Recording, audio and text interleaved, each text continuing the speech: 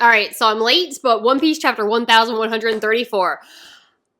How is every chapter, like, I don't want to say better than the last, but I keep telling my friends at work, be like, hey, you gotta start One Piece because the most recent chapter was absolutely incredible. And this one was no different. I swear to God, my heart stops. Like, the last panel, I froze just in the break room, and my heart just, I'm like, get the defibrillator because I'm out. I can't wait for the next chapter. So we start off, I gotta talk about the cover page because we got Robot Frankie and everyone's just riding on him, and it's a nice little homage, a honoring of the voice actor who is retiring. So sad to see them go. I don't watch much of the anime, but I do recognize the voices, and it's gonna be sad hearing someone else, but I'm sure they've spent a lot of years in the anime. Going on to Luffy thanking Saul, so we finally get him saying thank you, and as everyone's describing him, he's acting like a Yakuza boss, talking about how he's honored and thankful and in Saul's debt for taking care of, what's it, like fledgling? I don't know what words he's using because I feel like it's going to change in the official translation. But my subordinate, thank you for helping her in the past. I'm in your debt. And everyone's just like, who's teaching you to talk like that? And Luffy's like, no one, I taught myself. And Robin's just like on Saul's hand going, that's Luffy. Oh, so funny. But I am remembering how Ace wants Makino to teach him how to properly apologize or properly thank somebody respectfully so he could thank Shanks. But in no way did it give off this kind of vibe. So I think that Luffy remembered that Shanks said you had to thank people for helping those you care about. So he wants to thank Saul because of that, but he doesn't remember the words Makino had said. So he's just thinking back on who does he look up to, who is respectful in his eyes, how would they thank somebody? And like thinking of Rayleigh, thinking of Jinbei, thinking of, for all I know, who was it? Was like he was like a fortress and he was like the mafia vibe. I mean, they spent some time together. I don't know. I don't know where he got this language from, but I love it. I absolutely love it. It's hilarious. Saul, of course, laughs in his kind of voice, saying, yes, I recognize him. He's quite famous. Saul, being a vice admiral, of course, knows the power of an emperor and what it takes to hold that title, so love that. I love that he recognizes that, Robin, you have found your people who will protect you and care for you and never leave you. And she's like, I have. And they're crying. I'm crying halfly in my heart because they're like, yes, we would die for you, Robin. I would also die for Robin. So understandable. And I'm thinking back on Zoe, the island where she's like, I have strong friends to protect me, and they're all like, yeah, hell yeah, we will. And Nami's just like, we'll kill them and take their money to protect Robin. I love it. And I'm remembering on Egghead where Saturn comes up in big giant spider form and everyone's just like, protect Robin. Or at least Nami, I'm pretty sure, was like, protect Robin. I love when they're coming together to protect Robin. Sweet darling Angel, done nothing wrong in her entire life. And then I'm remembering Wano when she transformed into a demon creature and just took everybody out. And I'm like, darling Angel, who's done nothing wrong in her entire life, can also protect herself, but I love that she is protected. Saul, of course, says Luffy, like, thank you for looking after her. Please continue to do so.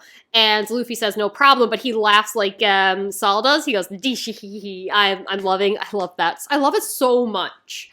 Robin goes to the library with Saul after he explains, oh, by the way, this is my assistant, the librarian. We were rehearsing the whole face planting into the ocean, so I guess he didn't just randomly fall down and didn't tell anybody why he wasn't getting up. They were practicing this, rehearsing it, so that's adorable.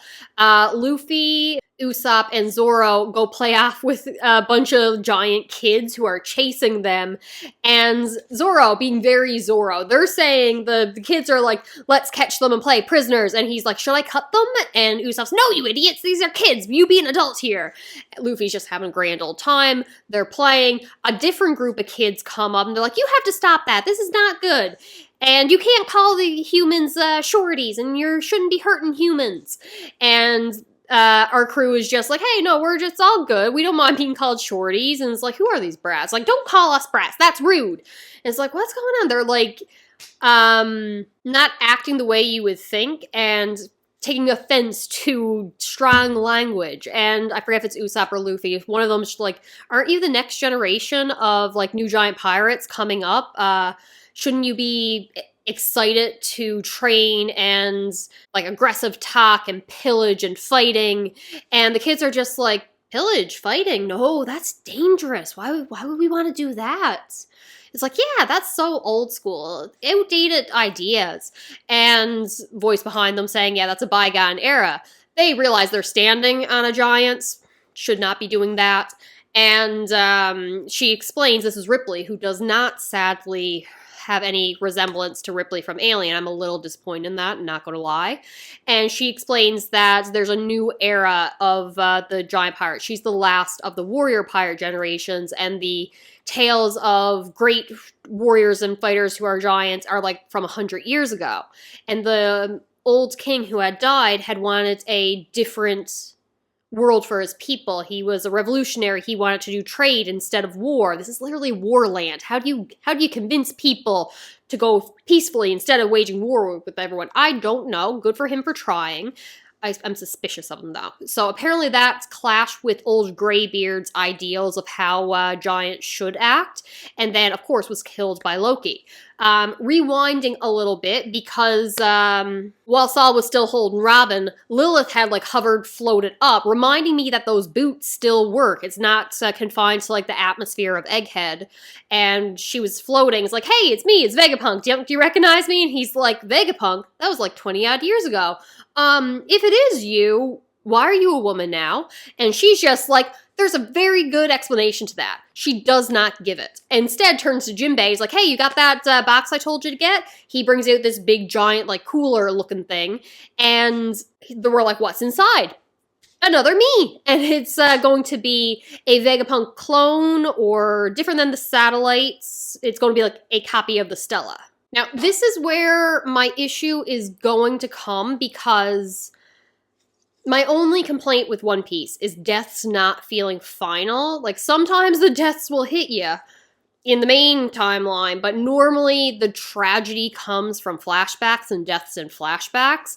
The main storyline and timeline in the present, most of the time, if they're dead, they don't stay dead for that long. Now, we just got Saul back after previously assuming he had been killed.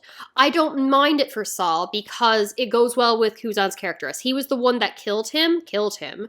But if Saul survived, was it an accident that Saul survived? A coincidence? Was it intentional? Was he trying to protect him? Did he intend to kill him and just fail? What was Kuzan's motives? And it leads to the ambiguous with his characters. We don't know whose side he's on and how he's acting and what he's intending to do. So I like that Saul survived because it works well with his character. Now, it makes sense that Vegapunk had a backup plan. Of course he had some way to bring himself back. He's the smartest man in the world. He would have planned for this kind of casualty, especially when he said that this is or Lilith had explained this was the body that came to Egghead 20 years ago, because you can't just walk off a government facility, I'm assuming Punk Hazard at the time, and just go for a stroll to Elbath, read all of O'Hara's books, and come back with it, the government asking questions. So of course he had to sneak off using a different body. Makes perfect sense. But then the issue again comes with Lilith saying to Bonnie, because Bonnie had asked, well, can you heal my father too? Because she needs to set up a lab to reactivate the Vegapunk clone, I'm assuming is inside. And it's like, yep, that's always been the plan. I'll get your father back on the go once the lab's up and running, and we can fix him along with Vegapunk. I don't know if it'll have something to do with the Buccaneer bloodline, something with Kuma specifically that would allow him to survive what happened to his mind. But like, that's just another death that's not finalized. And I want to be happy, because after everything Kuma and Bonnie have gone through, they deserve a happy ending. I don't want Kuma to die, because I want Bonnie and Kuma to be happy, and they deserve a happy ending. They deserve time together. They deserve to be a family. But at the same time, I like trauma, and I'm denied that some of the times in One Piece. Many times. It traumatized me, yeah, completely. But, like, I'm thinking back to Egghead. Like, Izo, had died, and I just assumed, oh, well, he'll show up a page or two later with some bandages on and it'll all be fine. No, we're at his funeral, at his grave, and I'm just like, oh, he's dead. Well, I missed my opportunity to mourn and grieve him and be shocked at his sudden death because this is One Piece. What was I? And you expected me to believe that you actually killed a character? You made me miss mourning a Whitebeard pirate. How dare you? Shame! I don't know.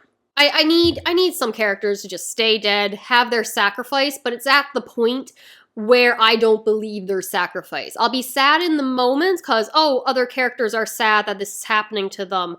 But in the back of my mind, it's like, they'll probably be back though. So I'm iffy between I want my characters to be happy and for them to live happy lives and continue to be happy, and also my need for trauma in stories that will hurt my heart and soul. So fine balance of what I want. Now, the other thing I want to point out is Lilith said she needs to make a lab to reactivate Vegapunk. I'm sure it'll take time for Kuma to get healed, to trial and error and all this. The one thing we've been told about Elbaf so far is not to linger. So, will Vegapunk, having been here 20 years ago in the past and having to spend time reading all those books, mean like, hey, whatever's going on with them, and because they're not maybe a physical body, it's a clone body or an android body or something like that, will allow them to bypass whatever thing is telling us not to linger here? Or will that be a consequence to staying here so long? I don't know what it is. I want to know why we're not supposed to linger on Elbaf. All right, back to Ripley talking to Luffy and Usopp and them, and she asked why Luffy isn't in that white form that she had seen before. He resembled a old warrior from their culture. Luffy just responds with, that's the form I take when I'm most free. And I'm still, because he explained that, I think, to, was it Lilith or Vegapunk before? Someone. Yeah, someone who mentioned his bounty poster. I can't remember who it was. But, like, he recognizes that is the form that he takes when he's free, yet he doesn't even know who Joy Boy or Nika is. So, how... is it a feeling of freedom? Is it just instincts? Is it what? Is it how he transforms? I don't know, but it's interesting that he's aware it has to do with freedom, but is not aware of anything with Joy Boy or Nika. So like that. Robin and Saul go to the Owl Library, where if you bring a book in there, it becomes Giant 5, which makes sense, because how else would the Giants be able to read anything? They couldn't read the newspaper, so how could they read the books from O'Hara? So love that that's explained, but I'm not going to lie, as much as I love the panel of Robin like crying teary-eyed as Saul says he didn't think he'd ever be able, or he wasn't sure if he would ever be able to show Robin the books here from O'Hara, and she's thinking back about the scholars and librarians from O'Hara, remembering them. She's all teary-eyed. It's very heartfelt. I'm just thinking I want an owl on my bookshelf. I clearly can't have a real owl, but it's like I want like a wooden owl carved on top of a bookshelf now. So I need that.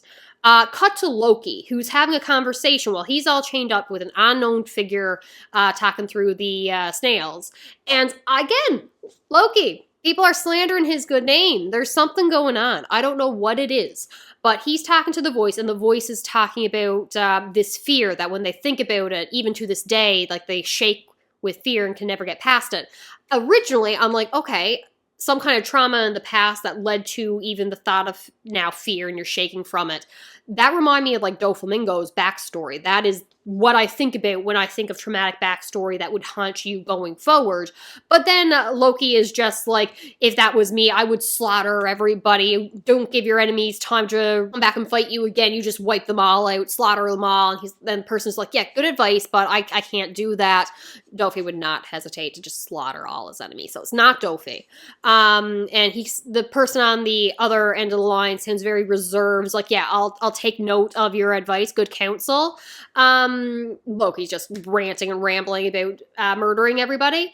And then I'm just like, okay, maybe I'm thinking of like the Revolutionary Army and the siege that they had on Marijwa. Maybe someone who got caught in the crossfire there, maybe on either side. But it doesn't really make sense to me that Loki would be talking to a celestial dragon or a member of the Revolutionary Army. It doesn't feel like that's the right conversation, but that would be like a traumatic event. I'm wondering if it's anyone who's seen Lufy in Gear 5 form, because, haha, do you remember on Egghead when he went up against Lucci? Because because he put the fear of God in him for like a split second there, because that was not the face of a cartoon, happy-go-lucky cartoon character. That was like a horror monster face for a minute there with the red eyes and just coming at him in a shadow. Like, that would put the fear of God in somebody.